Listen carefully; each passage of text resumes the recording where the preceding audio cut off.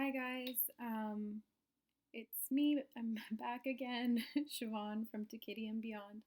Um, so I did a reading last night about the Divine Masculine getting ready to make an offer, and then today um, I just wanted to do a reading kind of for myself to get a little bit more clarity on that, and it turned into such a beautiful reading that I want to share it with you. So all the cards are already pulled.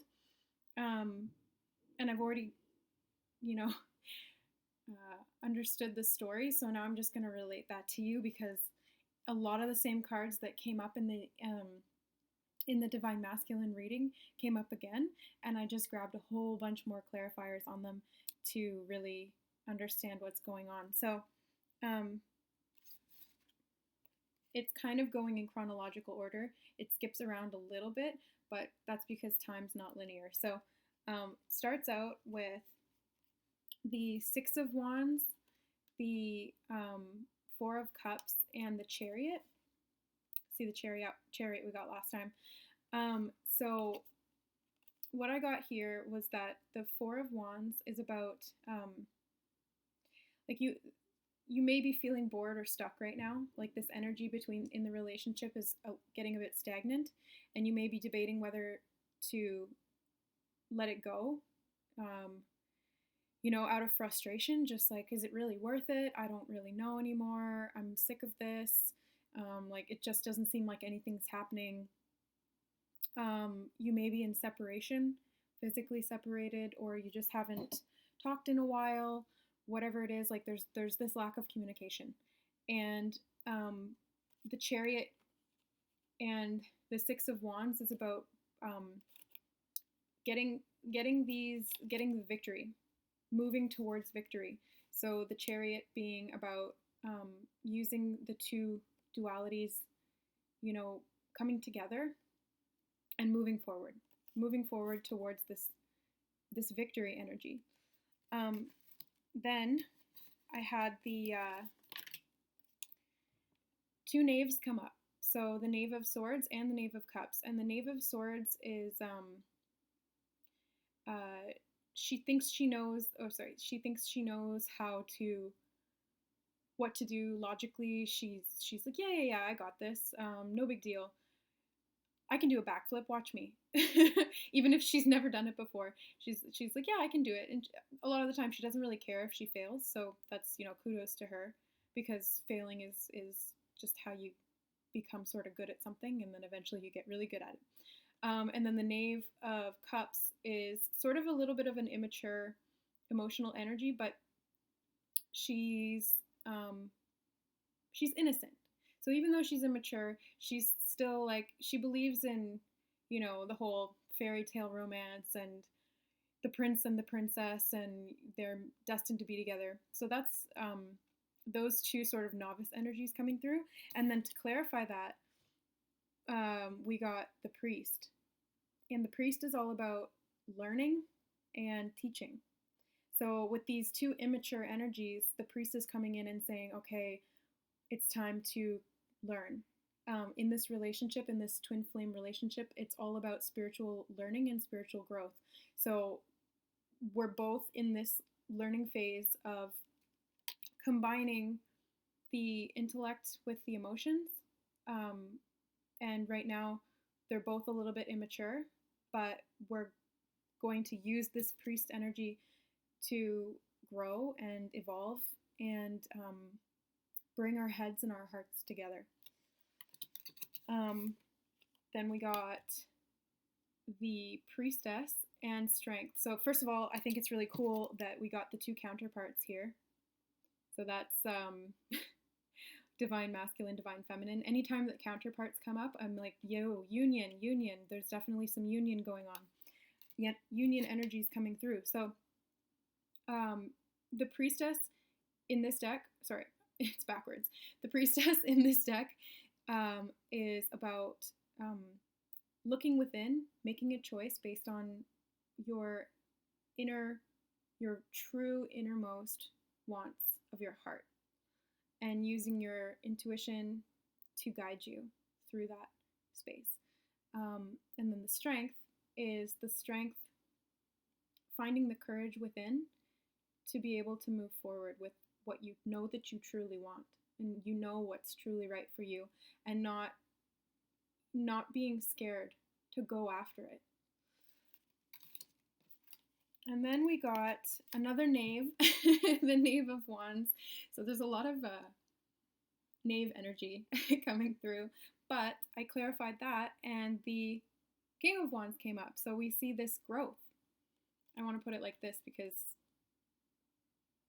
wait, yeah, no, actually that's right. going from this to this, we're growing, and we're moving forward. And the wands are all about movement and passion and fast-moving energy. So we're ascending really quickly. We're doing this, and it's a process. So don't get frustrated because it's moving. Whether you see it or not, the energies are there and they are moving forward. Then I had this we had in the last reading as well. So this is the same one that came up again, the Seven of Cups. And that's all about making a choice and looking inward in the heart space to be able to make that choice. And it can also represent confusion as well by having too many choices and not knowing what to do.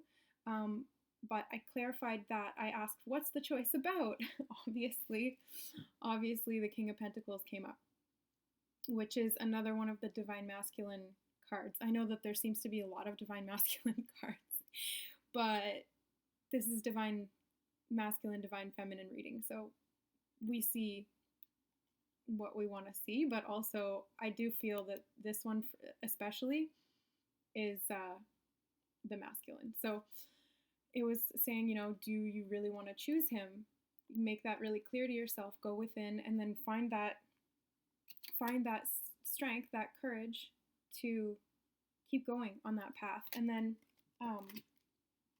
and I asked, okay, so what's to come on this path? And I got, first of all, the Knight of Wands, which again came up in yesterday's reading as well, and the Ace of Cups, which is beautiful because that's a new relationship. So moving forward, the Knight of Wands is all about fast movement. She's chomping at the bit. She really wants to move forward, and she wants to do it now. And then the Ace of Cups, so moving really quickly into this new relationship. And so I was thinking, like maybe some Divine Feminines are still a bit confused about this. Maybe we're doubting ourselves. We don't know if he really is the one. Like, is he my twin flame? Is he a false flame? Is he a karmic? Is he a soulmate? And so I asked for some clarity on that. And the Fool came up. And he, in this deck specifically, he says, now is not a time to weigh pros and cons. Now is not a time to be analytical and get stuck in this headspace, in this confusion. Now is the time to trust your intuition, to look within,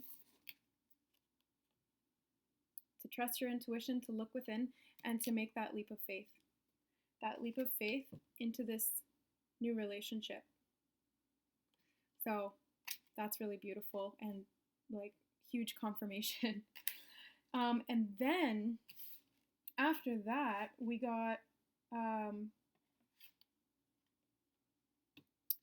the Seven of Wands, which is about some kind of conflict. So there's some kind of conflict, and at first I wasn't really sure what that was, so I got a couple of different clarifiers on this one. And so first, the Ace of Swords came up, and the Ace of Swords is about cutting things out and getting to the truth. And I feel like these two together, it's about the past. So whether this is your twin flame is somebody from your past that you have history with that needs to be brought to the surface, you guys need to talk about it. You need to heal it. Let it go and tell the truth. Or it's something from, because oftentimes twin flames and soulmates too, we have past history with each other. So it could be past life stuff that needs to come up and get dealt with and get cut out. And then more clarifying cards on that were the Death card. So that's exactly what I was kind of seeing here. And then it was confirmed saying that, yes, it's something, whether from the past, the recent past, the very distant past, whatever it is, it's something that was conflicting energies or a difference of opinion between the two of you, or past hurt or trauma between the two of you that needs to get brought to the surface. The truth needs to come out.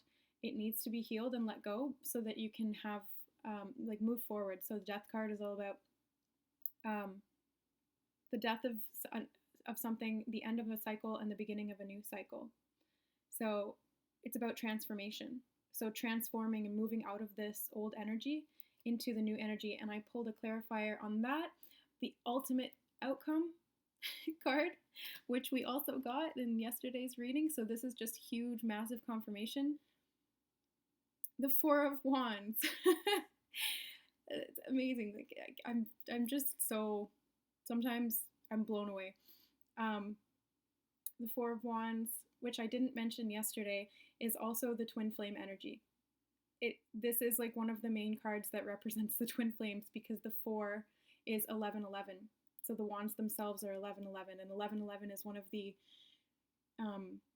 main synchronicities that people see when they're awakening to their twin flame journey. I saw it both times that I got back in contact with my twin flame. So, and it's also about union.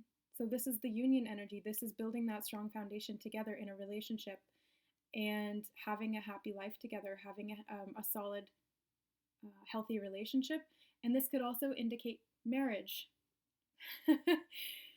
So, wow, really beautiful reading. I just wanted to come on and share that because I kind of just did this for myself, but I think that, or rather, I know that in the twin flame journey, it's a collective thing, and we're all going through this together.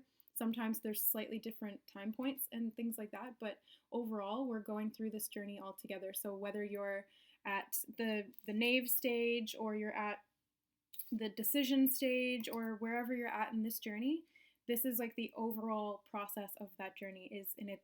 The outcome is the Four of Wands, is the union of the twin flames. That's the goal, and that's the outcome. So thanks for watching. Thanks for liking, subscribing, helping me to grow my channel. I love you guys. Thank you so much. Bye.